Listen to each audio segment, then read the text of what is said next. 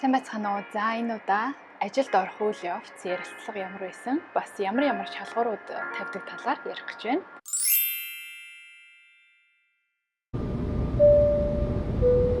За өнөөдрийн влог 3 хэсгээс бүрдэнэ. За нэгдүгээрт нь шалгуур, хоёрт нь шалгууруулалт, гуравт нь би хэрхэн бэлдсэн бэ гэдэг талаар товчхон ярина.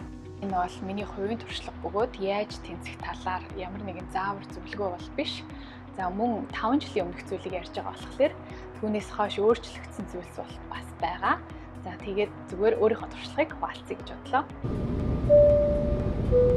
За агаарын тээврийн компани болгон өөр өөрсдийн гэсэн тусдаа шалгууртай байдаг.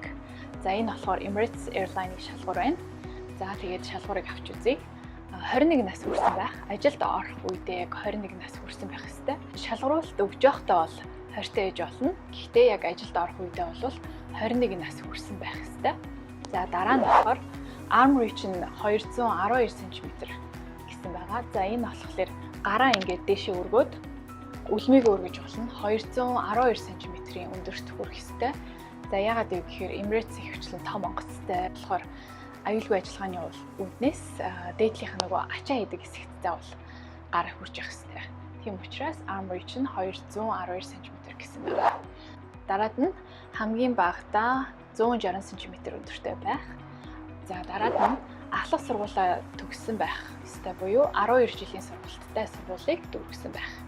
За англиар чөлөөтэй ярьж бичдэг байх. Компани дөрөв төвсийг өмсөж явах үед ямар нэгэн ил харагдах шивээс байхгүй байх. Дөрөв төвс нь болохоор эмэгтэйчүүд нь юбг тэгээ богино ханцуутай цагаан цамц, эрэгтэйчүүд нь болохоор урт ханцуутай цамц өмд өмсдөг байгаа. Миний өмнөх влогийг үзээгүй бол эндээс үзээрэй. Долоот нь шинэ орчин болон шинэ хүмүүстэй хурдан даасан зохицдог байх. За тэгээд хамгийн сүүлд нь эрүүл бөгөөд фит байх гэсэн байна. За үүн дээр бас нэг юм нэмж хэлэхэд нүдний шил зүүж болно. Ажилдаа бол нүдний шил зүүх юм эсвэл контакт линзийг хэрэглэж болно. За дараад нь шалгууруулалтын талаар ярив. Шалгууруулалт нь ийм 5 үе шаттайгаар явагдсан. За хамгийн түрүүнд CV буюу анкета явуулах. За түүний дараагаар initial screening буюу анхны шатны шалгууруулалт.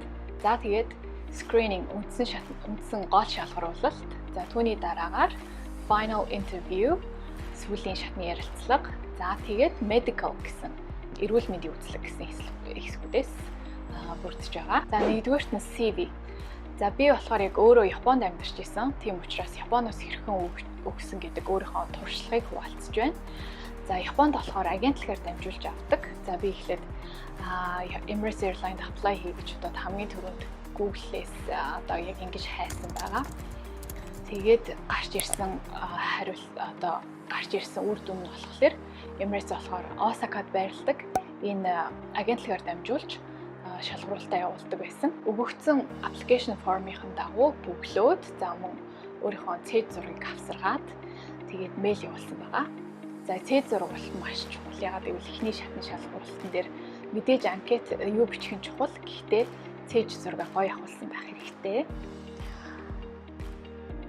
За тэгээд CV-гээ явуулснаас 7 хоногийн дараа анхны шатны шалгуулалт нь ирэх урилга мэйлээр ирсэн байгаа. За анхны шатны шалгуулалт нь болохоор Токиод явагдсан. За мэдээж ажилд орох ярилцлаганд очиж байгаа хүмүүс бол хувцалтандаа маш их анхаарах хэрэгтэй. За тэгээд dress code нь болохоор business attire. За тухайн үед би болохоор яг хар костюм пижак, тэгээд цагаан сорочг, хар гутал, тэгээд хар цүнхтэй Японы нөгөө нэг business woman тийм шакайжин стайлаар хувцлаж очсон. Анхны шатны шалгуурлалт Токиод явагдсан. Анхны шатны шалгуурлалтанд тухайн цагт бол 20-од хүн ирсэн байсан. За тэгээд хамгийн эхлээд бол компани танилцуулга.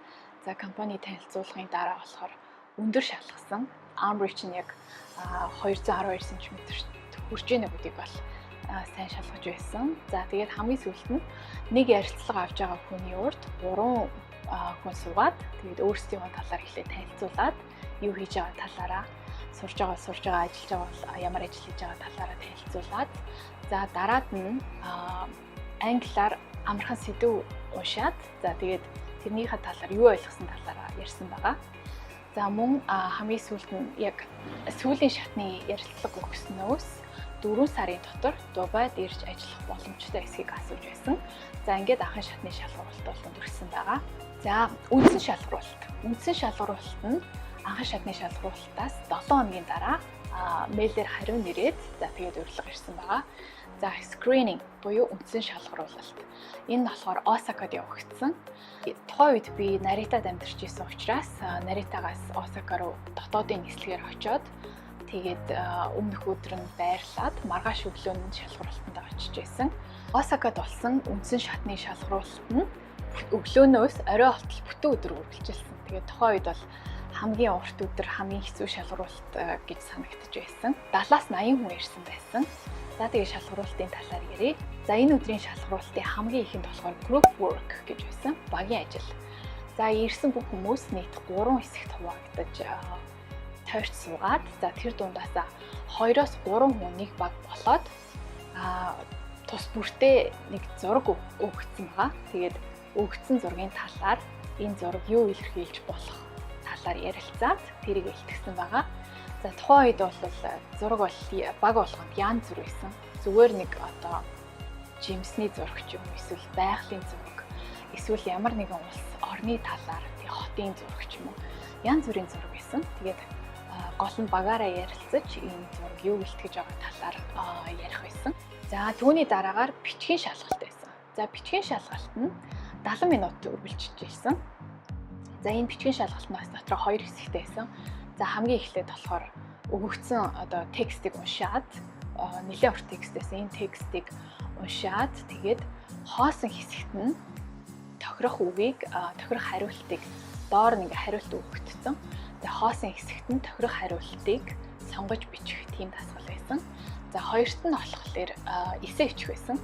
За эссе нь болохоор яг тухайн үед хэдэн үгтэй эссе бичих байсныг сайн санахгүй байна. Гэхдээ сэдв нь болохоор соёлын ялгааны талаар бичих байсан. За энэ болохоор өөрийнхөө орны соёлыг бусад орны соёлтой харьцуулж бичих тийм эссе бичих даалгавар байсан. За тэгээд үндсэн шалгуулалтын энэ өдрийн төгсгөлт нь болохоор group discussion. 8-аас 10 хүн нэг баг болоод өгөгдсөн асуудлын талаар хоорондоо ярилцаад тэгээд шийдвэр гаргах тийм даалгавар байсан. За тэгээд яагаад тийм шийдвэр гаргасан гэдэг талаар багаа төлөөлж нэг нь илтгэх тийм даалгавар байсан. За тэгээд үндсэн шатны шалгуулалтаас бас 7 хоногийн дараа final interview сүүлийн шатны ярилцлагын шалгалт байсан. За энэ нь болохоор яг ярилцлага өгж байгаа хүнтэйгээ ганцаарчилж суугаад бүтэн 1 цаг одоо яг хийх ярилцлага байсан. Энэ ярилцлаганд болохоор бас Осакад явагдсан байгаа. За энэ ярилцлага нь болохоор хөвчлэн өмнөх ажлын туршлагуудын талаар буюу одоо юу хийж байгаа, тэгээд оюутан байхдаа юу хийжсэн талаар ярилцсан. Бас үйлчлэгээний ажил хийжсэн бол ямар ажил хийжсэн, тэгээд ажил дээр тулгарч ирсэн асуудал хэрхэн шийдсэн талаар маш их ярилцсан байгаа. Миний хувьд болохоор Японд коллежид суралцж байхдаа цагийн ажил хийдэг байсан. Энэ цагийн ажил нь болохоор хормын хүлээн авалтанд зөөгч хийдэг байсан. За тэгээд энэ хугацаанд ямар асуудал гардаг байсан, ямар хүндрэлүүд, бэрхшээлүүд гардаг байсан, хэрхэн шийдвэрлэж исэн талаар маш их ярьсан. За тэгээд final interview-гээс бас миний хувьд болохоор 6-7 хоногийн дараа хариу ирсэн. За энэ болохоор утсаар хариу нэрсэн. Ерөнхийдөө Emirates-д орох гэж байгаа хүмүүс бол бүгдээрээ мэддэг Golden Call гэж хэлдэг.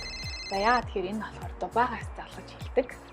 Тэгээд би тухайн үед яг Наритад усны бодол дээр ажиллаж исэн. Тэгээд ажлаа таарч ирээд орж ирсэн чинь 971 гэдэг дугаараас залгасан. Тэгээд авсан чинь баяр хүргэе Emirates-д ингээд тэмцэн байна. Тэгээд дараагийнхаа үйл явц нь болохоор эрүүл мэндийн үзлэг гэж хэлж исэн. Эрүүл мэндийн үзлэг нь болохоор маш олон төрлийн үзлэг байсан.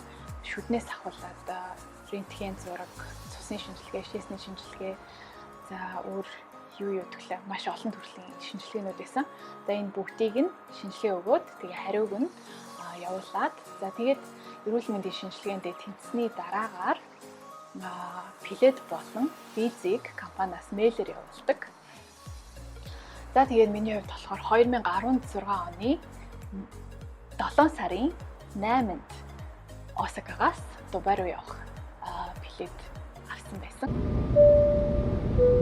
За би хэрхэн бэлдсэн бэ? За мэдээж англи хэл бол маш чухал. Ярилцлага мэйл явуулахаас эхлээд эхнээсээ дуустал бүгд англиар за очсны дараа ч гэсэн мэдээж сургалтууд бүгд англиар явагдана. Дубай бол англиар ярьдаг орн.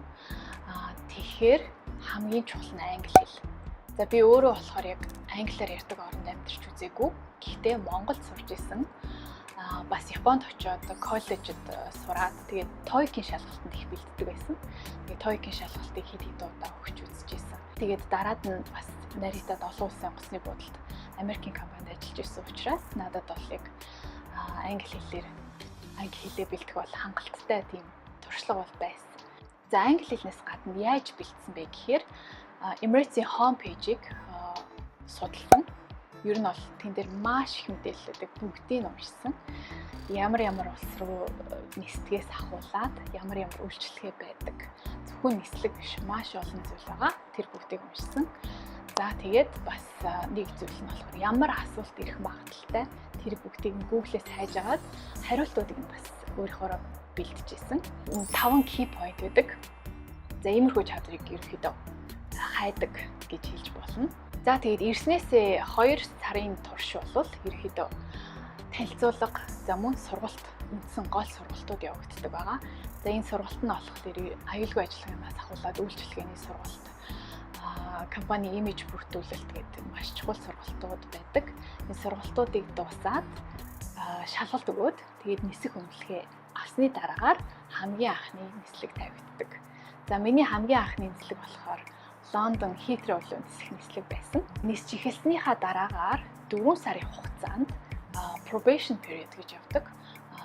Probation period буюу туршилтын хугацаа. Туршилтын хугацаа дууссаны дараагаар үйлчлэгээний шалгалтаа өгөөд тэгээд маш гоё төгсөлтийн баяр хийж өгдөг. Congratulations to Helen Kalgoch from Mongolia. Well done, Helen.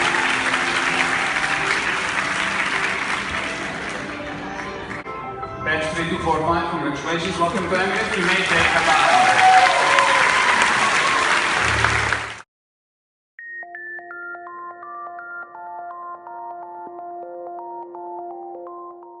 За бусад орноос хэрхэн өгөх вэ? Би яг өөрөө Японд амьдарч исэн. Тэгээд тэр туршлагаасаа ярьлаа. Японд бол агентлагаар дамжуулж авдаг гэсэн. За бусад орноос энэ пэйж руу ороод cabin crew гэдэг хэсгийг сонгоод тэгээд өөрийнхөө амьдарч байгаа орон эсвэл очих байгаа орнд шалгаруулалт явагдаж байгаа эсхийг шалгаж болно. Тэгээд яг одоогийн байдлаар мэдээж шалгаруулалт явагдахгүй байгаа. Гэхдээ ирээдүйд эндээс ороод шалгаруулалт явагдаж байгаа эсхийг шалгаж болно. За тэгээд бас бус бүх хэрэгтэй мэдээллийг яг эндээс авч болно. Зарим оронд болохоор open day буюу нээлттэй өдөрлөг гэж болдог. За энэ болохоор яг тэр өдөр ажилд авах гэж байгаа хүмүүстэйгээ уулздаг тийм өдөр байгаа. Тэгээд анкета авч очдог. Ийм өдөрлөг байдаг. Хэрвээ анхны удаа унах юм бол 6 сарын дараа дахин өгч болдог. За намайг яг дөнгөж ирсэн Дубайд ирсэн үед нэг анги болоод яг бэлтгэл хийжсэн хүмүүс дотор 2 3 болон түүнээс дээш удаа өгөөд тэнцэж орж ирсэн хүмүүс байсан. Тэгэхээр ерөөсөө шантрахгүйгээр тууштай өгөх нь хамгийн чухал юм байна гэж бодож байсан. За тэгээд хамгийн сүүлд нь хэлэхэд өөрийгөө ерөөсөө голж болохгүй, бас насаа ерөөсөө голж болохгүй. Хиймээр байгаа ажил байвал зүгээр өөрийгөө challenge хийх хэрэгтэй гэж бодож байна. За тэгээ өнөөдрийн ярьсан сэдв нэгэн цаашдаа хэрэг болно гэж найдаж байна. Миний сувагтай хамт байгаарай. Энэ хүртэл үзсэнд баярлалаа. Баяртай.